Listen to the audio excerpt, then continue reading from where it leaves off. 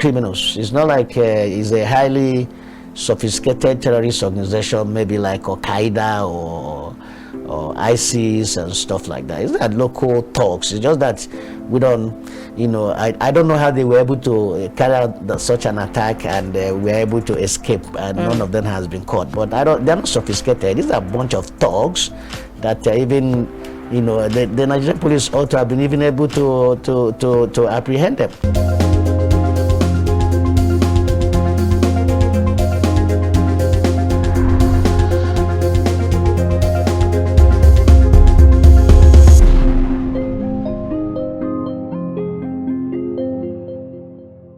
I will begin today's conversation taking our quote from John Allen Paulus, an American professor of mathematics at Temple University in Philadelphia, Pennsylvania.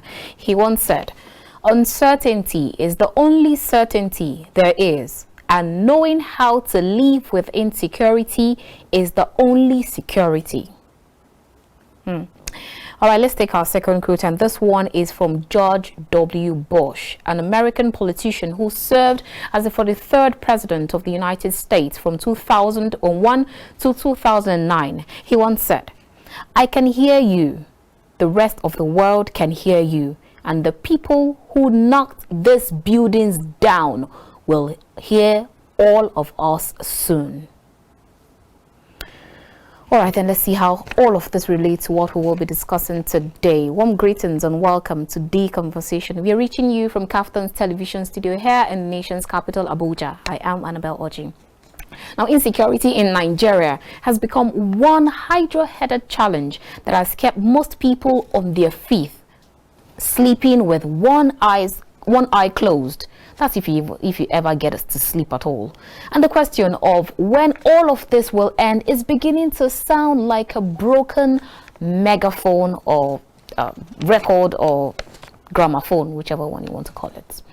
But before we hit the ground running on today's conversation, we deeply condole with those who have lost their loved ones in one bandit or terrorist attack or the other, those who have their families or loved ones whisked away and don't even know when or if they will ever return. We also pray for the repose of the lost souls.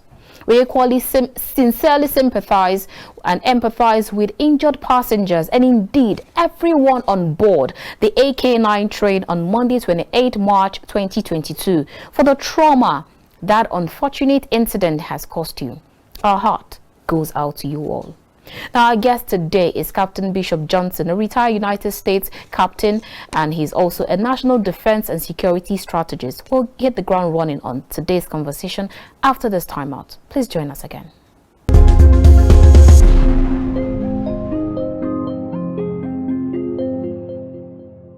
Welcome back. If you just joined us, this is The Conversation. We are reaching you from Captain's television studio here in the nation's capital, Abuja. Now we have our guest. He is Captain Bishop Johnson. He is a retired United States Army captain, and he is a national defense and security strategist. He's also a politician. You're welcome to the show. Thank you very much. Great to have you. All right, now last Monday, the nation was thrown into a state of mourning following the attack on Abuja-Kaduna bound train. Now, what do you make of that attack, and how did that the news of that attack come to you? All right, first and foremost, let me express my condolences to everybody who was impacted in that incident. It was not a surprise to me. Oh. The reason why it wasn't a surprise to me is because this is not the first time there has been that kind of attempt on that same rail track. And knowing what I know about this country is a country that does not learn from its experiences. If you remember, when some female students were kidnapped from their school in Chibok, one would have thought that after that experience that this country would have learned a great lesson and would have come up with remedies and preventive measures to prevent those kind of incidences to forestall them from happening in the future. But shortly after that, it didn't seem that there was any lesson learned. There were about 100 and something female students again kidnapped from Dapchi, and it continued like that. And so I was not surprised that something like that happened, because there had been that attempt in the past, and because we don't take corrective measures, we don't learn any lessons, so nothing was done to forestall similar incidents. You see, the only way to stop criminal activities is to ensure that there is justice in the society. When somebody commits a crime, you have to do whatever it takes to find those people and punish them, so that it will be a deterrence to those who would want to do similar thing. But what has happened in this country with this issue of abductions and kidnap is that they will kidnap, some people will come and speak on their behalf, they ask for incentives, then they are provided, they ask for ransom, they are given ransom. That ransom becomes an incentive for other people to continue to commit that similar crime. This thing has become a business enterprise in Nigeria, where a group of people, we kidnap people, take them hostage, and then they will ask for ransom, and then our government will provide ransom. And so others will now saw it as a means of livelihood. So they're not joined, and that is why that is what you're seeing in the country right now. So I'm not surprised. Well, it's quite sad. Now we'll still go back to the Chibok and the Dapchi schoolgirls that were abducted, even though up until now nothing has been heard about some of them that are still in the abductors' net. But then still on the Abuja Kaduna train, according to the Minister for Transportation, during an interview with newsmen, he blamed the attack on the Abuja Kaduna rail line on lack of approval for funds requested by his ministry to procure digital security surveillance gadget, and also they've actually resorted to incorporate the community people, indigents of that around that where the rail is, in terms of repairs and maintenance of the coaches and tracks, so as to give them kind of a sense of belonging. So I'm going to ask you two questions in one. First is with regards to that blame on the request that they made to procure security gadgets. How much will that even help anything, having security surveillance gadgets around the area? That's one on the side. And then the second is, how much will incorporating the indigents or community people in terms of the repairs and maintenance, how much would it actually forestall further attacks? Okay, let me take the first one. The first one was, how much would have those digital security gadgets, what impact would they have had? Well, maybe it could have had some impact, but we wouldn't know, because they didn't purchase it. The thing was marred in bureaucratic bottleneck, as usual in this country.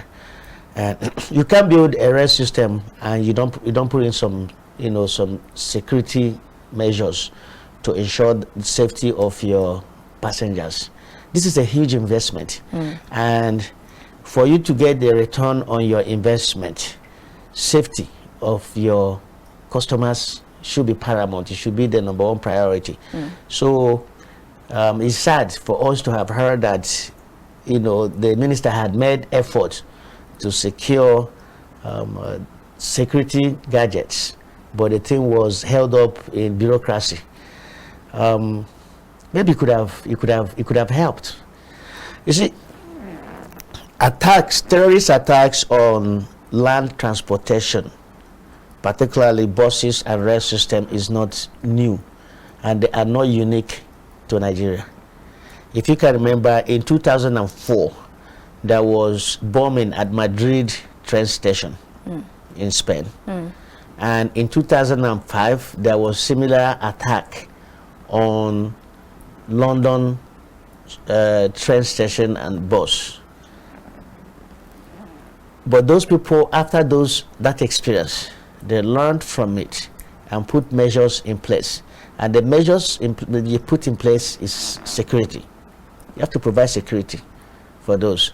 And other countries learned from the experiences of those other two countries. For example, I know that the United States put in place a commission to look into their own rail systems and see how they can prevent what happened in Madrid and London from happening in their own country.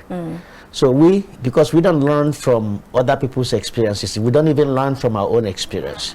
So we didn't take measures to forestall this thing that happened. So yes, it's a huge investment that we have committed a lot of money. So I don't think that we should have spared any resources to ensure that we put in all the safety measures in place, every security. And with a country like ours, our own security has to be multi-layered. It has to be multi-layered in this because of the environment where those trains operate. You know, the track is not always, there are areas that you don't have communities. Okay, and so personally, what I am suggesting as a safety measure, because I don't know what the Honorable Minister had, what plan he had, the security measures that they want to put in place. But see, we have to ensure that at the boarding, which I think they've done something about that, you have to have security measures in place before the board to make sure that there is no biological, chemical, radiological, or even nuclear weapons that we slip through the cracks and make sure there are no arms. I think that one is, I think they are doing a good job as far as screening people before they board, because they have not had that incidents now. But that's just only recently, because a few times that I've boarded that train, rather, you just have people just rush in, which is very dangerous, because somebody can rush in with a gun, and as soon as he's inside, he will just, pretty much take charge of the train. And so they have to the screening has to be watertight so that weapons don't slide through the system. That is number one. That is to forestall internal security breaches. Now, but what happened with this recent attack was external. It was people. It's not people that were inside the train. So in that case, now it's going to cost money. But that's why I'm saying that there is no amount of resources that should be spared to ensure that the investment that will spend a huge amount of money, even if it requires, I'm sure that the passengers wouldn't mind to pay a little more kobo or naira for their own safety. To ensure that the whole track, particularly this Abuja-Kaduna track, the reason why this Abuja-Kaduna track is very unique in the sense that, look, you can't follow road from Abuja to Kaduna because it's too dangerous, particularly for VIPs. But I guess the IGP will not agree with you, because he actually declined that comment that Abuja-Kaduna road is unsafe. You see, we are not aliens in this country. You and I are not visitors. We live here. We know what has been happening on that road. If the IGP says it's safe, maybe it's safe now. But we know that that road has been hotbed of kidnappers and bandits and terrorists that have been hijacking people. We know that. You know that. I know that. We are not strangers in Nigeria. We are not visitors. We are not aliens. So we know that. If you say it's safe now, maybe it's safe today. But I know that previous day it has not been safe. So because that road has been so dangerous, and because from Abuja to Kaduna is such a short distance, most VIPs prefer to use that train instead of following the road or flying. And so that is why that track is very, very unique. And so we have to spend more money to secure it. I am thinking that all of that track should be designated restricted areas, right? With bold signs along the entire track. Areas that can be fenced, they can fence, they can wall it off, right? Put motion sensors, such that as soon as those restricted areas are breached by any individual, there will be a signal in a control room, and a response team, a rapid response team has to be dispatched immediately. Okay. If it's accessible by land, they can do land, but the most preferred method I am suggesting is by air. So that's why I'm saying that we may have to spend some money. And this thing is within the jurisdiction of the Nigerian Security and Civil Defense Corps, because they protect critical assets in Nigeria. And so maybe they can have, the control room can be manned by them. As soon as there is a breach, they ask with other sister agencies for more assets and enforcement, and they have to go and investigate the breach once those sensors have been breached. Now, I am also suggesting bomb jammers, right? Okay. Because what these people used was IED. Now, if we install bomb jammers in those trains, it will be sweeping them. Before you get to the IED, before the train gets to the IED, it will jam it, so it will not be able to explode. That is another. So that's why I say it will be a multi-layer kind of security. Okay. Now, they should equally have like drones. That there are pretty good drones that are not that very expensive.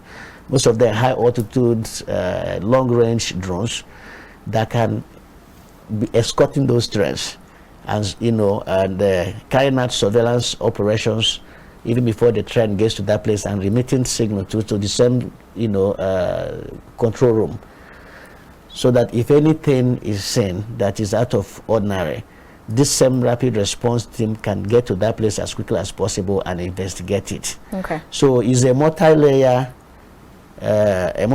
security measures, including the one they said. I don't know about the community, the host communities along the track do maintenance on the track. They may not have the technical expertise, but we can use them as a form of security, providing intelligence information and make them stakeholders in that investment, because this is a huge investment. And so the only way that we can recoup the returns of our investment is if those trains are safe. Okay. If passengers can have that confidence to board them without worrying about risking their lives, that is the only way we can recoup the money that we have invested in the rail system in Nigeria. All right, a lot of people have actually said that that the reason why the Abuja-Kaduna train attack is well pronounced, and it has actually gone off, especially more than expected, is because you have a lot of people, because of the VIPs, and then because you have a lot of people who they know that they definitely are going to use the train. So now it has been attacked. Do you agree that there are kind of political undertone to all of this? That is the problem we have here. It's one of our problems, is that we like to put everything, a coloration of politics. Put politics into all of our everything. I think that the most appropriate thing is for government to carry out an extensive investigation. I am surprised that up till now nobody has told us that, look, this is how many people have been arrested who were involved in this incident. If anybody had been arrested, then investigation will reveal who is sponsoring them, whether they are politicians or not. So I wouldn't be able to say it's politically motivated without proper investigation. I would think that investigation ought to reveal whether it was politically motivated or not. I think it would be premature for us to say that. Those who are saying that it's politicians, I think it's premature for them to say that, unless there is a full investigation. Then again, this is a country that even after investigation, you don't get, nobody sees the report. They don't make the outcome of those investigations public, so that ordinary citizens can have access to it and know what actually happened. But there should be full investigation. That's how it's done in other places, so that way we can find out who is responsible.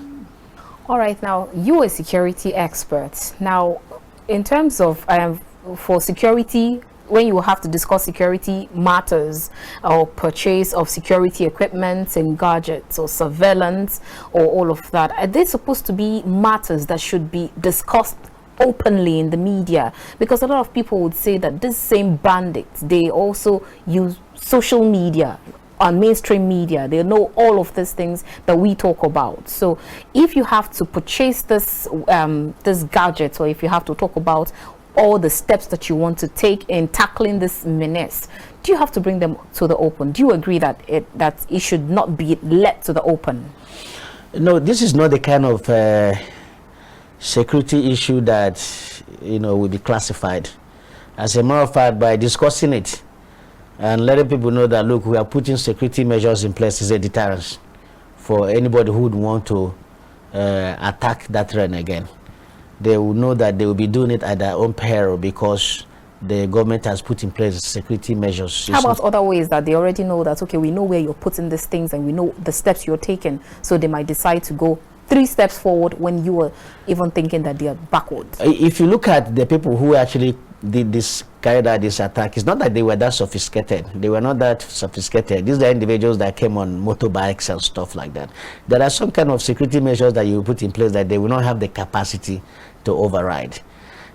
Saying that this place is secured is enough deterrence for these are local criminals. It's not like it's a highly sophisticated terrorist organization, maybe like Al-Qaeda or ISIS and stuff like that. It's not local talks. It's just that we don't, I don't know how they were able to carry out such an attack and were able to escape, and none of them has been caught. But they're not sophisticated. These are a bunch of thugs that even, the Nigerian police ought to have been even able to apprehend them. So yes, it shouldn't be classified. People should know that, look, there are security measures that have been put in place for their safety. So that way they will have the confidence to board these trains, and so that way the country can recoup the returns of its investment. Look at what happens anytime attacks occur in this on a transportation system. What happens is that, one, the people will lose confidence, and because people lose confidence, they won't be able to board. If they don't board, the country does not make money, so it impacts the economy. And like this one, it causes disruption in the transportation system, because right now that vehicle, the actual vehicle is demobilized, so it's not operational. For as long as it's not operational, it's not going to make money. And so all these things add together affect the economy. So I don't see it as, it's not classified. This is not something that cannot be discussed. As a matter of fact, I would recommend discussing it so that there would be attackers in the future. We know that the government has taken some preemptive measures to make sure that similar incidences do not occur in the future.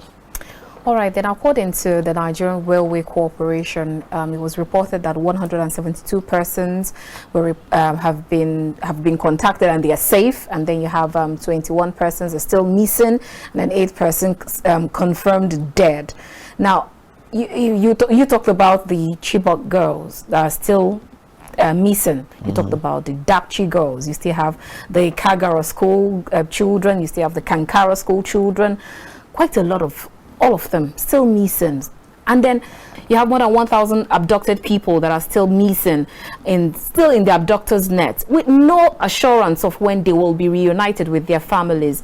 Now, do you ever think that these people, children, whether children, adults that are still abducted, if they will still be reunited, if they will still be brought back home again? Because even up till now, this is a week already, and then nothing has been heard about the 21 persons which was reported as still missing. Do you see a light at the end of this tunnel? Anytime people are taken hostage, the first 72 hours after the hostage taking is very critical. The reason why it's critical is because within that time frame, the abductors would not have gone, far. As time elapses, it becomes more and more complicated and much more difficult to be able to find these people, because the abductors may have gone way too far, probably slip outside through the porous borders and into other countries. So I don't want to be pessimistic about finding those students. I hope and pray that they are found, but realistically, from security point of view, because so much time has already elapsed, the possibility of finding them is very minimal, because we don't know how far their abductors had gone, whether they are still in the country or not. So that is why once it happens within that first 72 hours, every effort must be made to make sure that they are found and recovered, because outside that time frame they could have gone far. So if we have intelligence officers, if we have offices like, or departments like the NIDCOMCERT, how difficult is it to even spot where these people could be? Because now I just remember some time ago when you have, I think it was in America, where a particular citizen was missing, and then they almost shut down everywhere to look for just one citizen. Yes. So how come more than 50, 100, 1,000 people are missing, and yet we're still unable to find them? Yeah, this is a country where people place value on lives. You know, one life in America, one lost life in America is one too many life. You know, so they take it serious. If America says, you see this finger, if they see just a part of your finger lying on the floor, they must find out who owns that finger. They will take that finger and they will go and run DNA testing. They will go and run the DNA to try to find out who actually owns that finger. And why is it that the finger is missing? Why was that finger there? Because they always suspect that there has been foul play.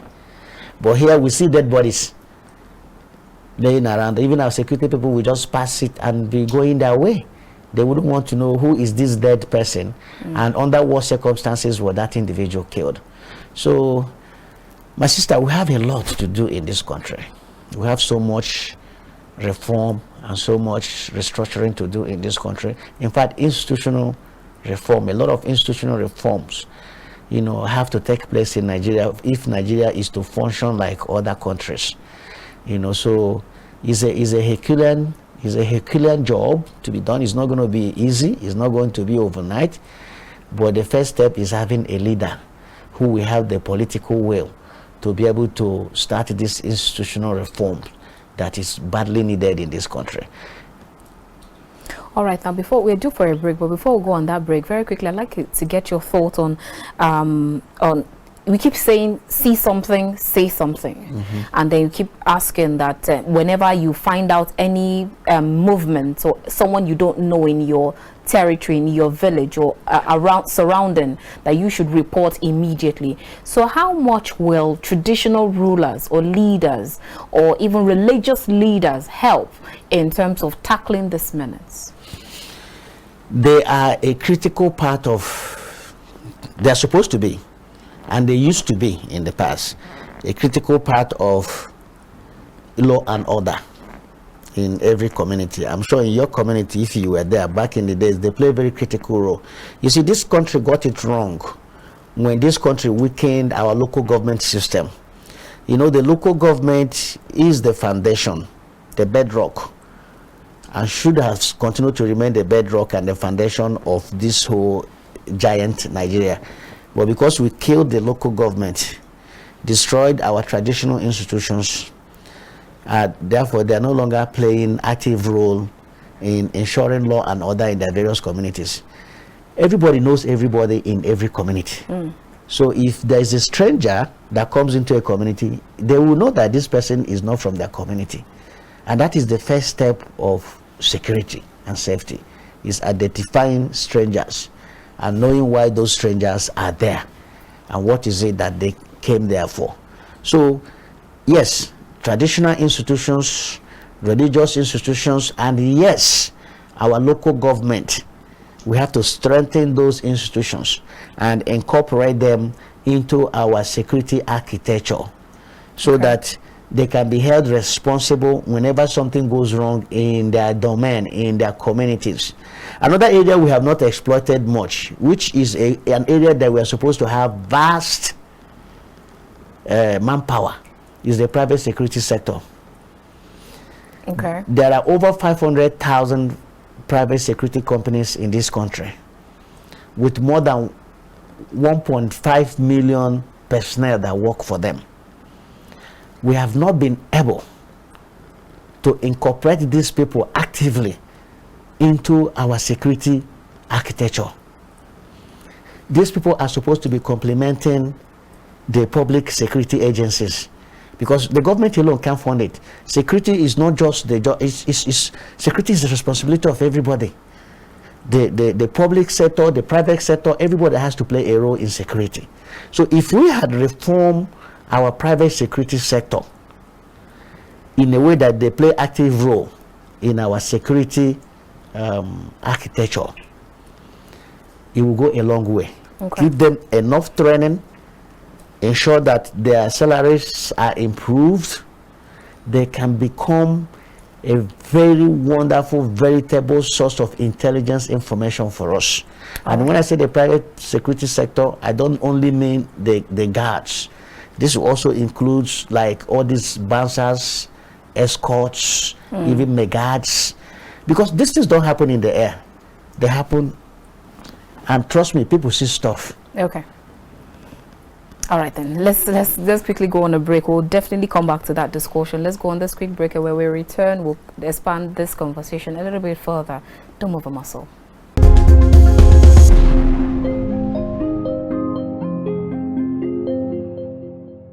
But you have non-state actors terrorizing the state and yet clamping down on them looks like a needle in a haystack. Why so?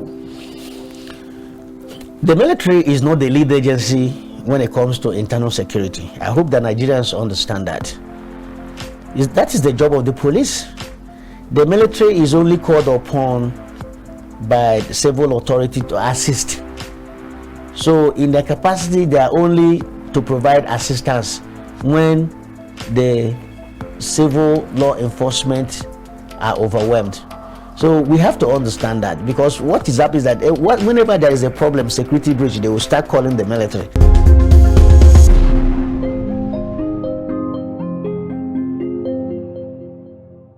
Welcome back. If you just joined us, this is The Conversation. We are reaching you from Captain's television studio here in the nation's capital, Abuja. If you just joined us, you missed quite a lot, as we still have our guest. He is Captain Bishop Johnson. He is a retired U.S. Army captain, and he's also a national defense and security strategist. He's also a politician. So before we went on that break, we're talking about incorporating the private players into security.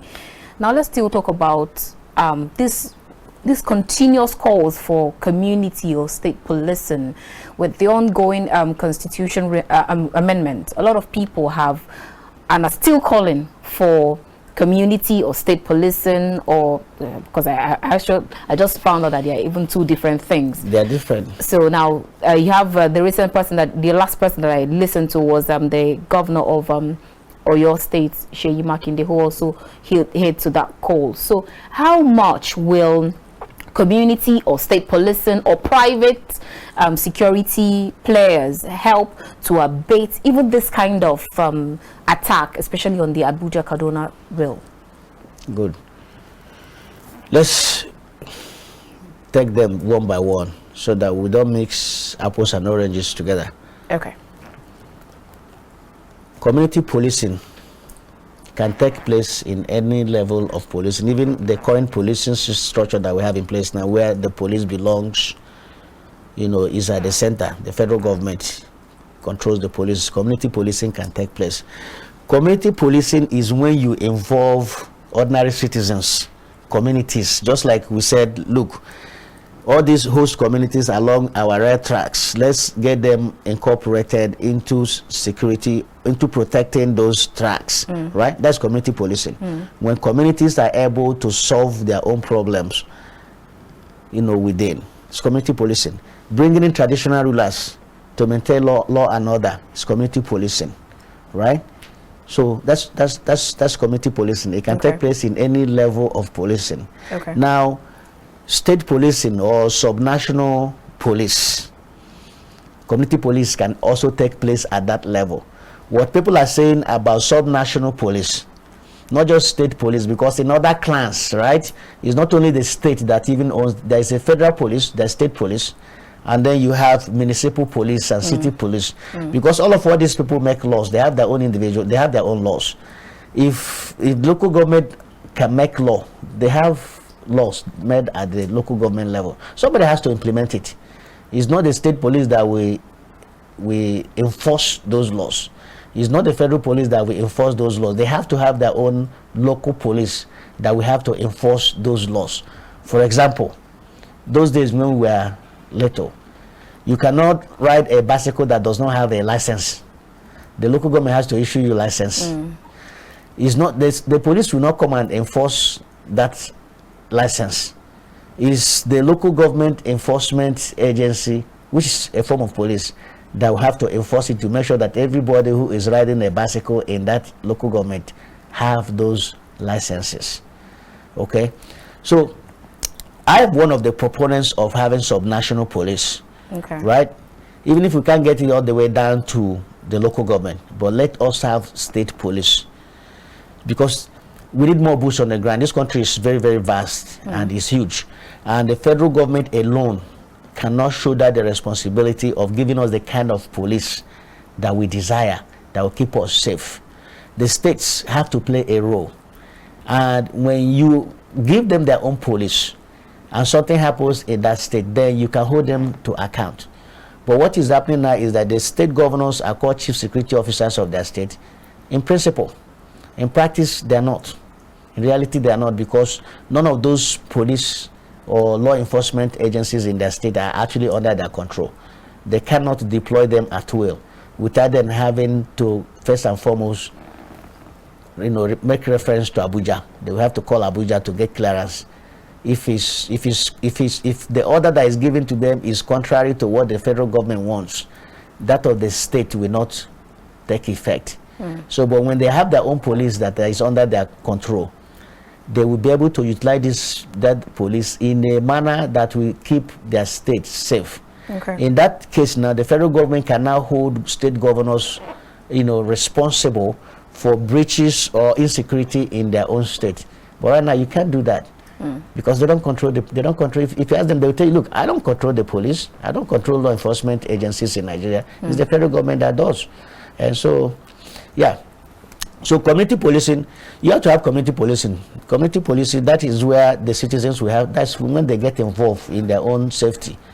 It's community policing. Okay. If they see something that is out of place and they report to law enforcement, that is community policing. Now, on the part of private security guards, you see, that is huge manpower. 1.5 million personnel. Can you imagine? These are the formal sector.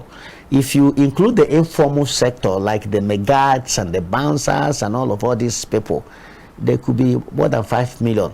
If you take that number and their trend, their tracked,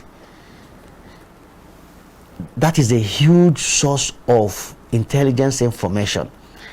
We're talking about community policing. If you see something, you say something. We can start with them. We can start with them first, because they're already trained and they already understand security, probably more than the ordinary man in the street. So we can start with these people, and that is where the Nigerian Security and Civil Defense Corps comes in. Okay. Because they are responsible for civil security.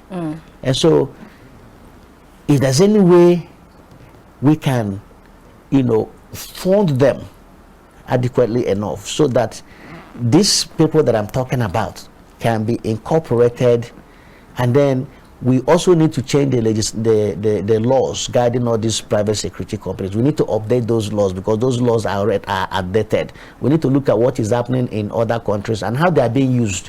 I'm sure you have had, in the past, where private guard stopped a crime from taking place in other clans because they are part of the security architecture. And so we can do similar thing here. All right. All right, then, because taking a cue from what you just said, you said that everyone is supposed to be part and parcel of security. It should not be left in the hands of one person. Now, that's also the same thing that former President Olusegun Obasanjo has stated around the weekend, while reacting on the Abuja Kaduna train attack. He stated that the issue of security should not be left in the hands of one person or department, as he also called for concerted effort in tackling the menace. And he also stated that the present administration has been overwhelmed. Sure. Do you agree? Of course they are overwhelmed. They're overwhelmed because the enormity of the problem is huge. So you can't leave security in the hands of only the federal government. You cannot leave security in the hands of security agencies and law enforcement agencies. Is the responsibility of everybody. However, the federal government and these people have to take the lead, because they are the professionals. The ordinary man in the street is not a professional. We've said, if you see something that is out of place, see something, say something. What is it that you're looking for? An ordinary man in the street may not even know when something is out of place, if that awareness is not there. But Captain Johnson, sorry to cut in there. Yes, we agree that see something, say something. Everybody should be involved in security. We agree. Yes. But then the Constitution was clear with regards to the roles of the federal government, the police, with regards to security. So are they doing their constitutional duty before you now throw it to other people? So far, you can say that there's an effort on their side, though the effort they are making is not enough to keep us safe. That's why they cannot do that job alone. People have to give them. You see, there is no military or police, in fact mostly military operation, that is not intelligence driven. You don't just wake up and you begin to do stuff. Intelligence has to drive it, right? And most times those intelligence come from ordinary people, because these people cannot be everywhere every time. But if we have a society where the citizens are aware and enlightened and educated, and they know what they are looking for, they are more widespread than the law enforcement themselves. So they will know things more than the law enforcement and security agencies. That is why you, like you rightly said, the former president said you can't leave security in the hands of the federal government alone, which is true. You can't. The ordinary people have to play a role. But the part of the reason why ordinary people, even those who know what to look for, are not playing a role is because sometimes the safety is not guaranteed. Okay. If you call these security agencies and you tell them, look, these people are bandits or they're terrorists, next thing you know, that information will be released to those terrorists and bandits, and then the life of the people, the whistleblowers, the whistleblowers will be at risk. Okay. So when you have a system that is like that, people will be scared of reporting anything. It's part of the problem. Part of the problem is that there is that lack of trust even between the citizens and the security agencies themselves. Okay. Because of the bad apple that you have in the system. Because some of them there are a few of them that are part of this problem, that are conniving and colluding with all these bandits, and causing this mayhem that we are seeing in the country for their own selfish and personal interests. Okay, now if you watch very well, Kaduna State being a major hub is a major hub of military presence, but then yet you have this so much incessant attack, especially in that state. So where you have non-state actors terrorizing the state and yet clamping down on them looks like a needle in a haystack. Why so?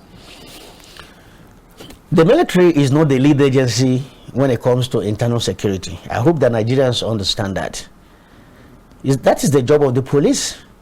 The military is only called upon by the civil authority to assist.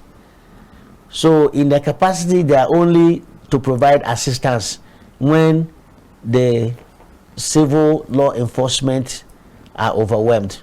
So we have to understand that, because what is happening is that whenever there is a problem, security breach, they will start calling the military. Military did not come out. Military did not come out. It's not the job of the military. The constitutional job of the military is to protect the territorial integrity of Nigeria, to defend our sovereignty, to make sure that no part of our territory is encroached upon by another country. That is the job of the military. But don't you think that Nigeria's situation have made a lot of Nigerians forget the police and then go straight to the military? Good. Just because that is the situation we find ourselves now does not mean that is right. I listen to people, they say, where is the military? You have 1 million military formations in Kaduna. Why is it that is happening like that in Kaduna? There are police stations too in Kaduna. There is probably more police stations in Kaduna than you have military formations in Kaduna. I've equally listened to people who say, there is a look at the Nigerian military academy is there. Defense Academy. The Defense Academy is there. And the Defense Academy is the university. It's just a University of Abuja. If you go to University of Abuja, how many students do you see carrying gun? These people are undergoing training. All of all those military installations that you see in Kaduna, all of them are not combatant installations. Some of them may not even have weapons. They may not carry gun. The only ones who will carry gun may be the ones that are, posted to provide, security duty in those areas. Some of them may not have armory. The Defense Academy, they are students. They are undergoing training. So they are not even qualified. Some of them are not even qualified to fire weapon, because that's why they are there. They are there to get trained. So when I hear people say you have this in Kaduna, you have that in Kaduna, you have this, there's one that's the defense manufacture. Their job is to manufacture defense hardware, right? It's not a combatant formation. It's an industry to produce stuff.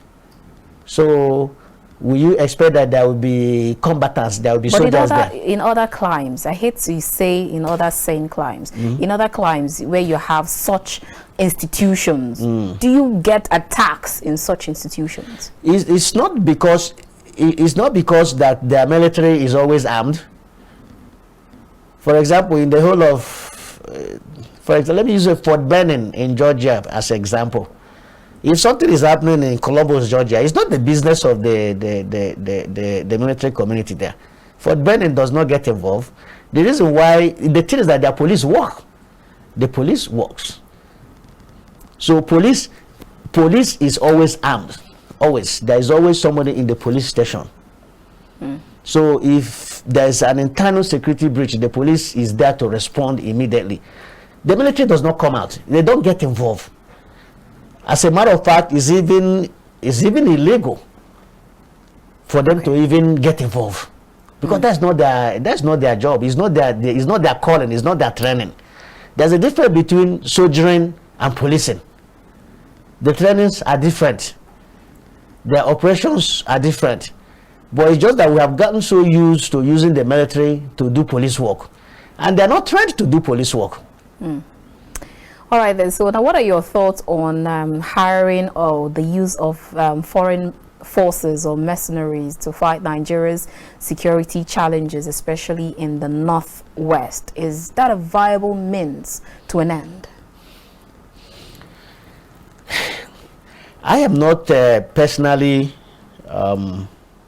opposed to that, but what has happened over the years is that these people don't, even as much as you're fighting terrorism, right, you still have a responsibility as a state and as a government to ensure that the human rights of your citizens are not violated. Okay. So you have to fight terrorism on one hand, and at the same time ensure that people's human rights are respected, so that you don't get carried away by the ICC later, like the Kaduna State government. Exactly. Okay. So where I'm trying to go is that some of these mercenaries, their record with human rights has not been very pleasant, right? And because if they're foreigners, they will have little or no regard for our own human rights. They're there to make money, right? And the way they will make money is to ensure that they crush the terrorists, right? But it's not just about crushing the terrorists. Even as you're fighting them, the terrorists, they still have some rights, right? They're still humans, and those rights still have to be respected. The area I would personally like the federal government to get involved is there are a lot of retired personnel from various security agencies in Nigeria. They're retired, but they're not tired. We can create a pool of them. They do that in other countries. It's called individual ready reserve. Okay. Where they put all these people in. Anytime their services is needed, they will be activated to come and assist, because they still have quite a lot of experience, having served before. I would like the federal government to go in that direction of using former service members in Nigeria, put them into an individual ready reserve, into a pool. Like retired generals? All of them, everybody. Okay. You put them into individual ready reserve. Whenever, if a general service if his service is needed, you can call him. Generals can come and give advice. They can give critical advice, because if it's only somebody who had held a position understands the complexity of that position that he has held. So they can come in and give advice, but it's important that, some of them who are retired but not tired, that we're still tapping from them, especially now with all these security challenges that we're facing in the country. All right, now recently there was a report that of a simultaneous air strike where they said military fighter jets eliminated over 100 bandits and terrorists at Sanjeko Forest in Zamfara, Kaduna and Borno. Now you recall that I also talked about this, where I asked you the question where the Kaduna state governors prefer the solution, which is the simultaneous bombardment of this forest. And they also have lawmakers who order security officials. A few days ago during the Kaduna-Abuja attack, lawmakers ordered the security officials to carry out sustained bombardment on terrorist enclaves. Now, I remember when I asked you if that was a viable means to an end, you said no. So now with this, do you agree that that should be a way out of all of this? I don't know how effective that is going to be. I don't even know if the capacity is there to carry out such bombardment that is being talked about. They said that it has to be simultaneous operation across, I think, about 4 or 5 different states. 6 of them. 6 5 states. of them, including Niger State. And I know how massive Niger State is. And so I don't know how effective that can be. But I know what I'm thinking that could be more effective, that will make more sense, is that we concentrate more on intelligence. Let us gather intelligence, know these people's hideouts and when they will be there. And then you will utilize military's most powerful element, which is element of surprise. You attack them when they least expect that you'll be there, and you eliminate them, right? You target them and you eliminate them. Intelligence, intelligence, intelligence, intelligence. Intelligence will reveal their hideouts. Intelligence will tell you their movements. In fact, you can even be listening to their conversations when they are planning for attacks and stuff like that. In that time, in that case, you can now sweep in and disrupt that operation. So it has to be intelligence. I don't know if Nigerian military or Air Force, it means they have to bring them back from all the other operations that they're engaging in. The military is stretched far too thin. They're everywhere in almost every part of the country.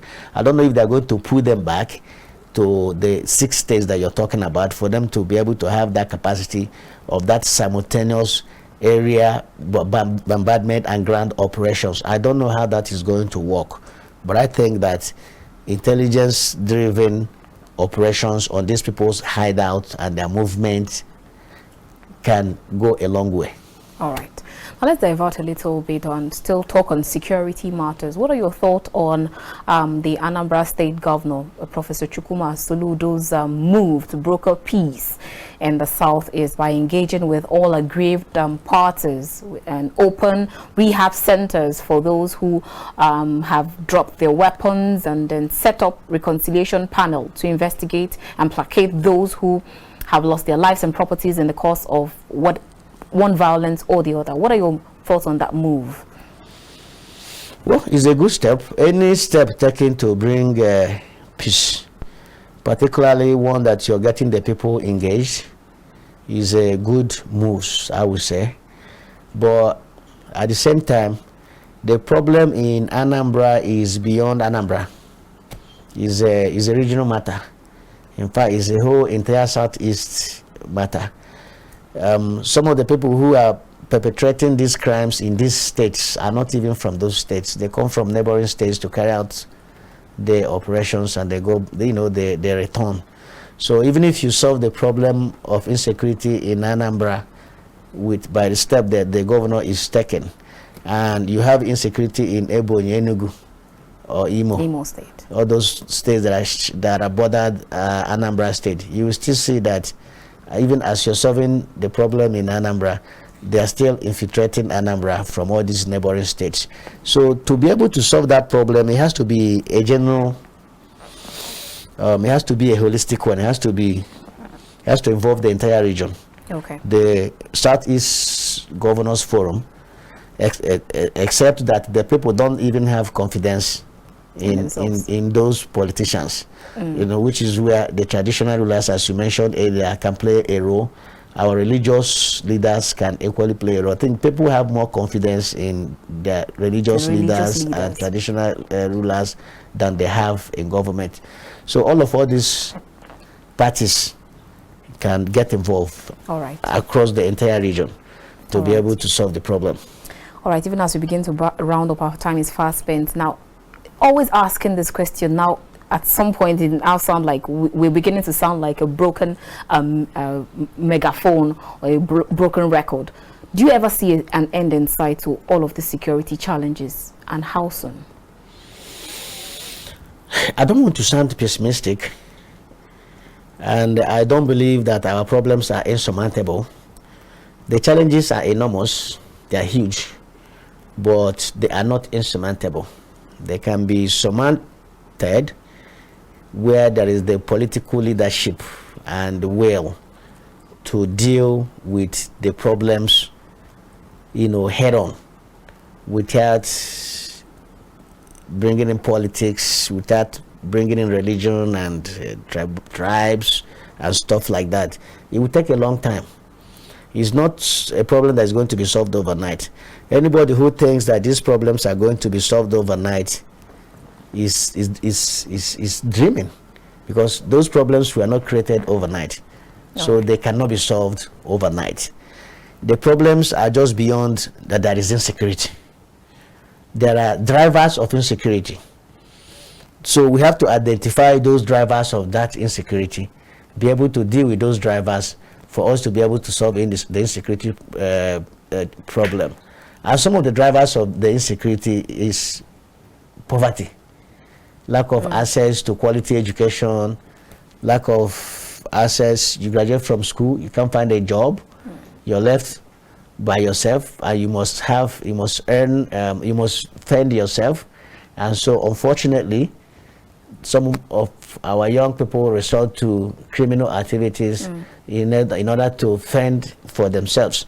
So we have to identify those drivers of insecurity and deal with those drivers first, before we now deal with the insecurity. Because if you don't, you will only be treating the symptom of the problems, while the actual cause of the problem, the causal agent, is still there, still causing the problem. So you have to deal with the causal agent first, and then the symptom will not disappear.